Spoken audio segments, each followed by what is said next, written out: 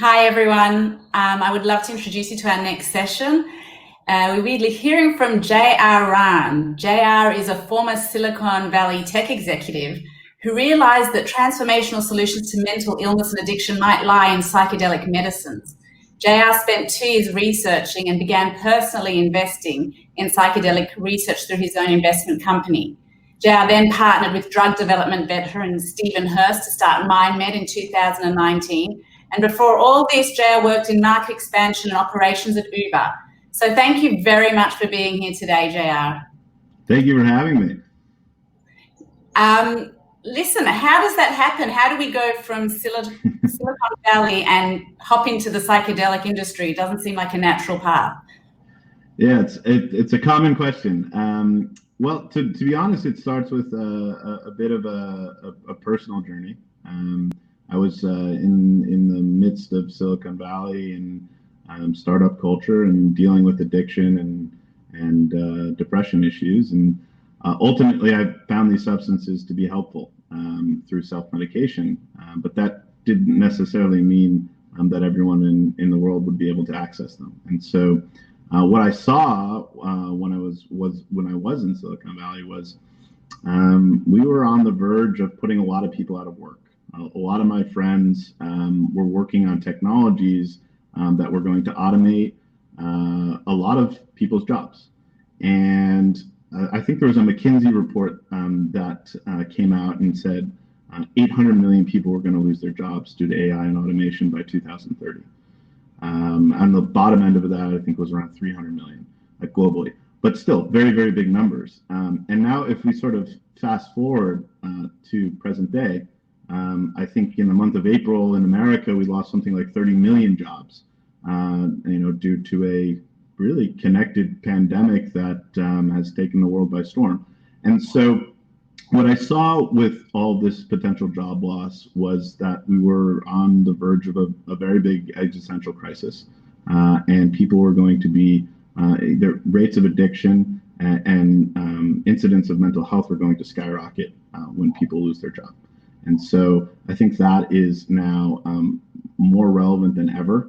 And I still think that there are, multiple forces at play where people really, the economy is being restructured. And in that, we are going to have the Great Depression of mental health and addiction. And so that was really the mission and why I got involved in the space. Yeah, you could hardly predict what we were going to have today. That would be. Let me ask, your website mentions 2 paths that you're going to be following in the deployment of psychedelics. Can you talk more about those? Sure. I think as a company, we're quite unique in that we see the benefit of a hallucinogenic experience. I think it's undeniable that there's a therapeutic value there. But at the same time, we look at things that can be based on psychedelics and medicines that can be based on psychedelics that don't necessarily need to be hallucinogenic. So an example of that would be our 18MC program, which is based on the psychedelic ibogaine. It's derived from that, and was through some drug design created a non-hallucinogenic form of it. And we really look at this as creating the antibiotic of addiction. We want to create something that helps with the biggest problem of addiction, which is cue-induced relapse, or when you see something like a rolled up dollar bill on your friend's table, this causes dysregulation of dopamine in your brain, and ultimately that's what we're looking to achieve. So to bring that back into a normal setting. But as a company, what we see is that we're going to be able to offer hallucinogenic therapies for certain indications, and then non-hallucinogenic take-home medicines that might complement those hallucinogenic therapies down the line. I think ultimately that is the path forward, and that is how we're going to increase access to medicines that are based on psychedelics. And so still a lot of work to do there. There's still a lot of rigorous science. We need to have a lot of collaboration with both the academic field and scientific researchers to achieve that. But I think if we have that approach and that collaboration, ultimately, this paradigm should come true. And through all of your research and work that you've been doing, how has the public perception of psychedelics changed over the last few years? It's a good question. So I think Michael Pollan's book, really for me, and a lot of people I know, I think helped destigmatize psychedelics. It started a conversation in America that became a dinner room conversation. And I think he's the single biggest driving force globally to destigmatize these psychedelics. And the biggest antagonist of what the psychedelics community is working on right now, and the industry that we are pioneering, is stigma. And in order for these medicines to become accessible, I think we need to destigmatize a lot of what happened and what people, their cognitive bias looks at something like LSD or MDMA. They don't call it, most of America doesn't call MDMA, they call it ecstasy. And, the same thing with LSD, it's called acid. And so I think what's going to need to happen is we're going to need to have more books written by Michael Pollan. We're going to need to have, more of a dialogue globally on why these can be medicines and why they can be beneficial to society. And I think if you can do that based on rigorous science and you can do that based on data, those are always better conversations to have. Data is the key, and you can't have that conversation without that. So our job as a company is to provide that data. And there's a process in the United States and in Europe on how you do that. And so we'll continue to help provide that data to governments and society. It's a pretty clear path on that. But I think we're still a ways away from destigmatizing psychedelics completely. There's obviously been great efforts by MAPS. There's been other organizations like USONA that are also working in the space on the nonprofit side. But I think we still have a lot of work to do. And I think as a community, we need to come better together. We need to unify in some degree and realize that this is a momentous opportunity in history to really shed that these substances can find a new light and really help society. And so I think that's what we need to focus on. There's going to, obviously be people that don't want this to happen. And so I think unity is going to be really important during this time. Yeah, I couldn't agree with you more. I think building a community is a major part of it. And I think you also talked about language and how if we change the terminologies, it also makes a big difference, which leads me to the question of following cannabis's re-emergence as well and the change in language. What can we learn from the cannabis industry in regards to psychedelics? Well, I think we can learn a lot. I think there was a lot of mistakes made in how cannabis ultimately became commercialized. But these are vastly different substances, right? So, cannabis and psychedelics, don't necessarily have a lot in common. And so I don't think necessarily applying that cannabis paradigm to psychedelics is the right way forward. I think cannabis was really marketed in many ways. Yes, it has a recreational component, and people are going to recreationally consume cannabis no matter what, and they're also going to recreationally consume psychedelics no matter what. But what I think became an issue in the cannabis industry and still pervades is, in many ways, it was marketed as a panacea.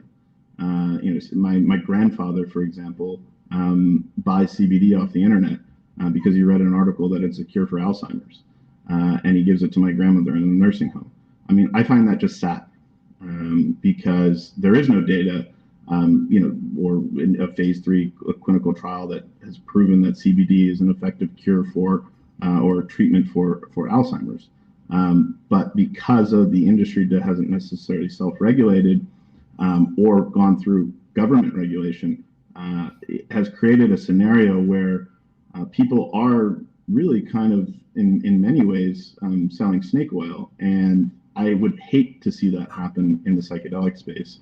And so one thing I do know about the FDA and the FDA pathway is that you need to prove it with very, very rigorous, high degree of data and rigorous science. And so for me, that seems like the most efficient path forward to create accessibility to these medicines for people that really need them, and where a patient becomes the real impetus for developing these as medicines. And I just would hate to see these substances marketed as a panacea for all problems, because they're not. They're highly effective in certain indications. They can be therapeutic in certain scenarios, but they can't solve all of your problems. I don't think any medicine in the world can. If we had that, I think the world would be a much better place. I think that psychedelics have great potential, but they're still far under-researched and underfunded. And so as a company, what we can now bring to the space, companies like ourselves and Compass and Atai, is institutional capital that is ultimately going to make these into medicines. And that is something that cannabis never really had access to, because it was a Schedule I narcotic, it was federally legal, it still is.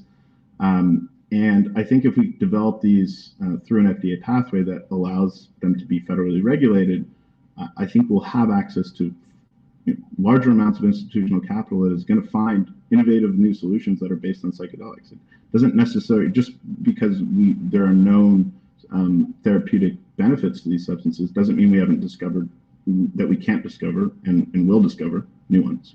So. Right. Thank you. I've got a question here in the chat that I'm looking at from Priscilla, and it says, JR, do you only support pharmaceutical psychedelics? In your world, where does the place for indigenous and shamanic rituals and treatments who have been using psychedelics for hundreds of years fit? Will isolating psychedelic medicine strictly to pharma displace them and their traditions that have long existed before this current wave?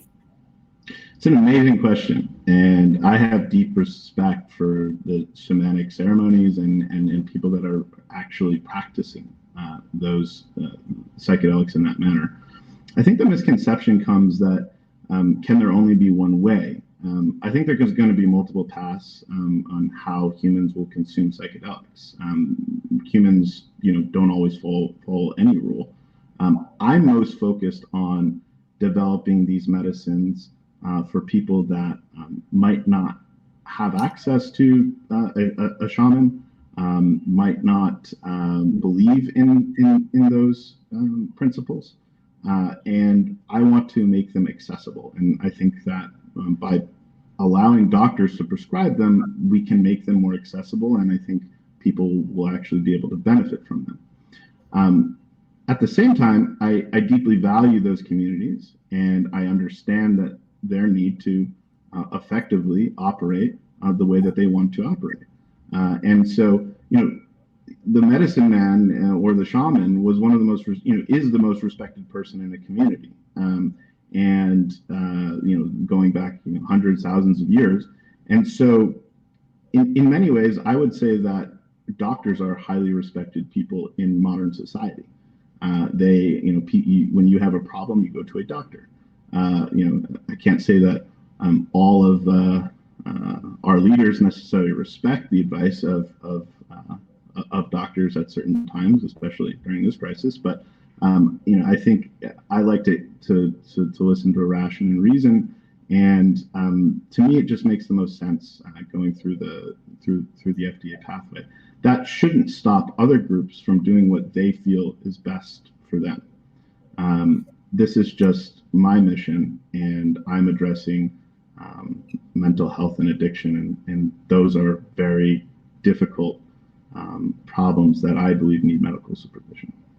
Well, on the note of when you were talking about and referring to doctors, how do we actually get to that stage where doctors are prepared to prescribe them and insurance companies are prepared to cover these costs? Well, it comes back to data. That is the only way that medicines are ultimately going to be developed. These are expensive undertakings to access that data and create that data. But that is what doctors rely on. They rely on an FDA approval process. They rely on seeing the data that a medicine actually works. And so if you don't produce that data, I don't think that doctors will prescribe. And so I think there still is an uphill battle on using, ultimately, will doctors use psychedelic medicines? And it's something to think about. It's like our community, deeply values them, but doesn't mean that the rest of society does. And so when we think about payers, I mean, this is an important, component of how do you make this whole system work. And so they're going to rely on data. And if you can demonstrate to them, look, we're able to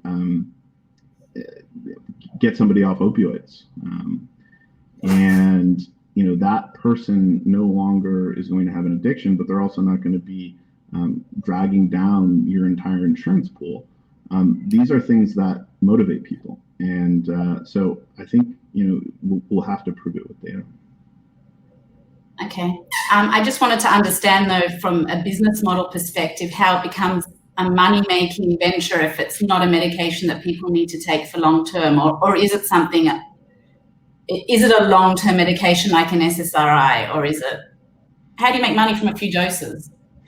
Yeah, I mean, it's a seminal question for the space, and I think one of the ways is dealing with payers and saying, look, you're not going to have to put somebody on an SSRI for the next 30 years. You compound that over 30 years, it's a high cost. So I think there's a component there, and I know that companies like ourselves and Compass are thinking about those things. But at the same time, a single dose of psychedelics isn't necessarily going to be the end-all be-all for everyone. And so I think there is going to be complementary ways that you deal with mental health and addiction. And some of that might be through substances, and some of that might be through how you integrate someone back into society and do the follow-up. So there's definitely a business model there, and I think that will be becoming more apparent. But the most important task for companies like ourselves and even the nonprofits working in the space is first getting these approved. Obviously, as we look at eventually deploying them, you need to think about those things.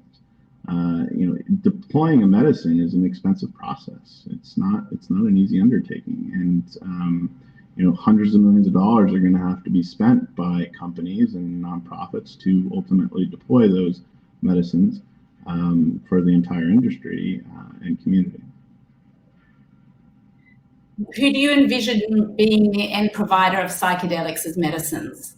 Will this fall just into the hands of the medical professionals? Look, I mean, I think there's not going to be one way forward on that matter.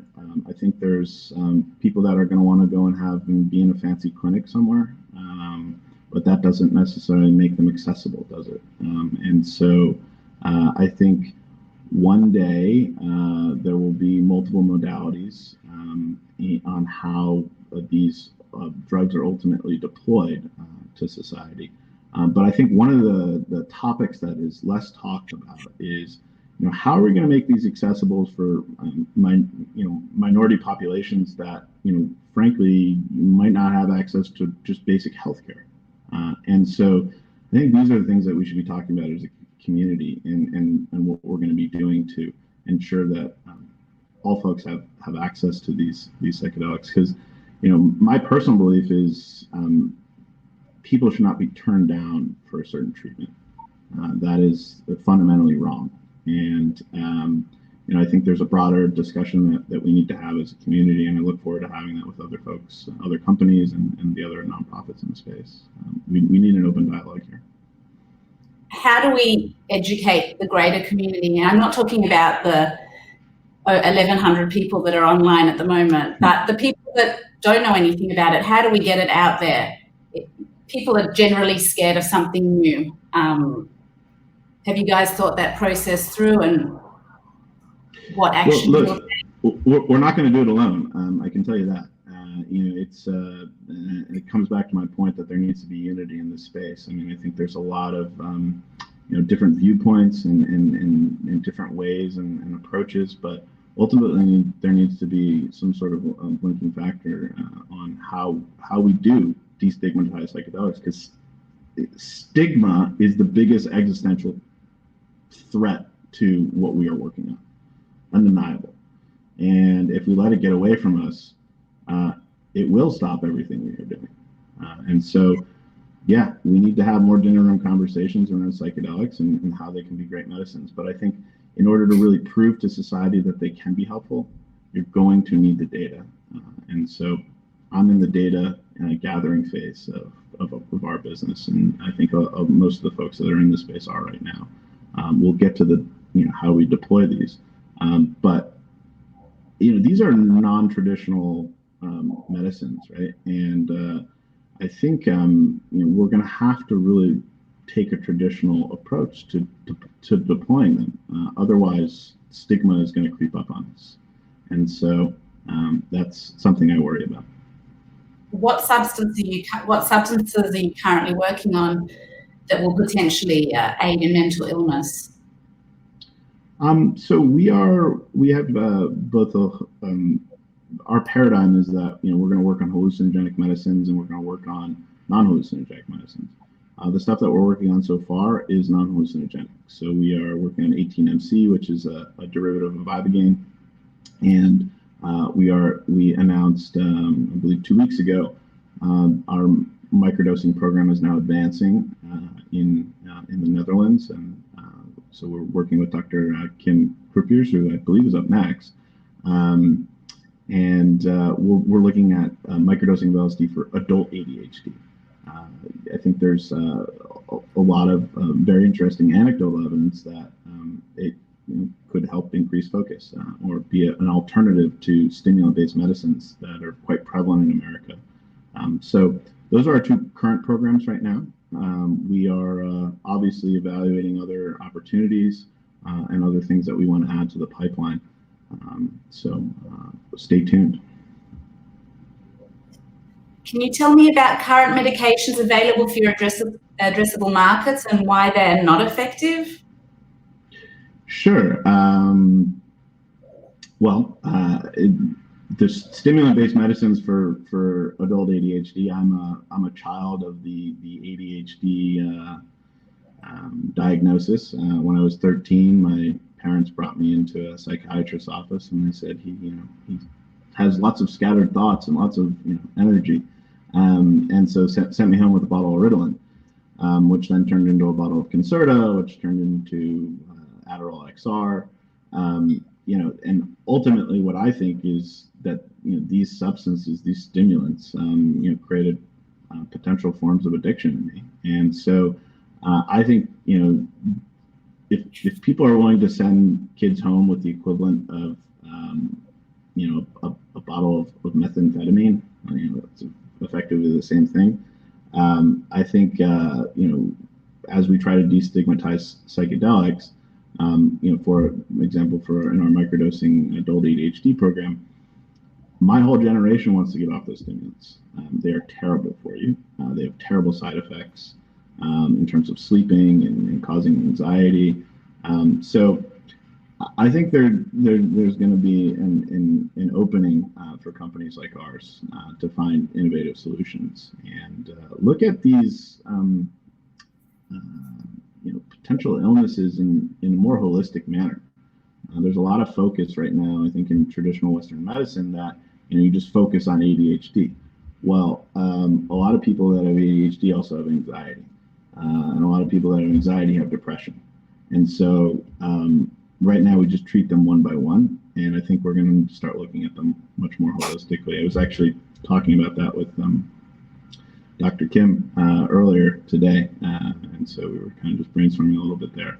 I think this is a really relevant research topic going forward on how we create a more holistic paradigm. In other stuff, in our opioid dependence program or addiction program, there's things like methadone, also not a great solution for addiction. So these are very, very old medicines, and they are ripe for disruption, and we hope to disrupt them. I wanna fill you in on the gossip that's going on in the chat. We have Rick Doblin commenting on the use of the word hallucinogenic. instead of psychedelic. And then someone else has written, well, Bruce Linton uses the word psychedelic and not hallucinogenic. We can't even agree on the words at the moment. What are your thoughts about these comments? Well, what does Rick like? I think Rick likes psychedelic, if I'm not mistaken.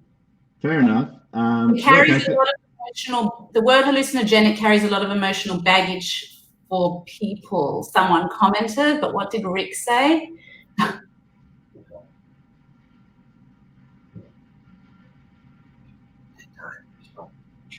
Yeah, so Rick was, I think, the word hallucinogenic. He does or does not? He does. He does. Okay. Well, look, I think, there are far better people who make a living out of words, and so I don't think I'm the best person to determine what that word is. I've talked about this a lot with, like a Wall Street Journal reporter to a Town and Country reporter, and I said, look, in the same way that pot became cannabis, psychedelics needs a new word, and until we get that word, I think there's still going to be stigma, and so let's deal with it. I think this should be a community-driven process, and we should find a new way to say psychedelics, and I think when we do that, we might actually come a little bit closer to removing the stigma for society. So. Someone here Paul has asked, are you leveraging any of the research conducted on psychedelics in the 50s and 60s? Definitely looking at it, and we are very interested in data. I think we'll continue to build a data team at MindMed in the future on how we analyze data, something that I prioritize a lot with my tech background. And bringing that data-driven culture to the company.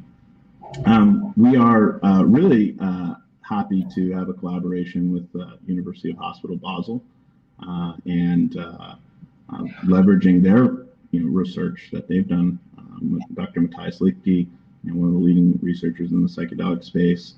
And then obviously recently we're working with Dr. Kim Groupiers at Maastricht University. And so we'll continue those academic collaborations. We are very, very open for collaborating with academics. We think that, with proper funding, a lot of their efforts and ideas and R&D can actually be made accessible to society one day. And so I think that's part of what we focus on is bringing that needed institutional capital to advance some of these ideas. I've got another question here, which is, how does the legal framework work in your supply chain of psychedelics with your research? Your research. Sorry, can you repeat it? It came in a little unclear. How does the legal framework work in your supply chain of psychedelics for your research? Yeah, I mean, you can talk to any of the companies in this space. It's pretty strict. You need to have people that can deal with Schedule I substances, and there's not many out there. Especially ones that want to deal with psychedelic substances. So it is a very relevant topic, and we have a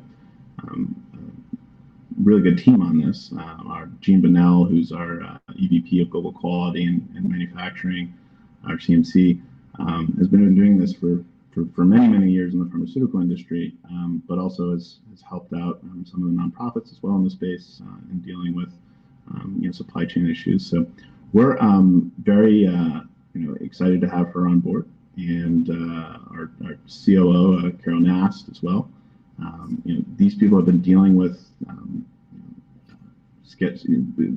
previously dealing with hard supply chains and innovative technologies. I think they made the first.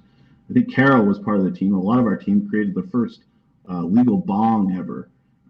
In inhalable insulin, that way back in the day, and so it really was just a bong for insulin. And so they dealt with lots of supply chain issues that over the years. And so we're going to be leveraging a lot of those that experience because it's extremely important having a good supply chain so that the medicines can one day become accessible. I'd like to thank you very much, JR. We've hit the end of our time today. Thank you for sharing what MindMed's up to. We really appreciate all your hard work. Well, thank you. Thank you for having me. And if anyone can come up with a better name for psychedelics, I would love to hear about it. My email is jr@mindmed.co. And I think this is something that we really need to start talking about as a community and unify around. How do we address stigma? So thank you. Thank you very much. Okay.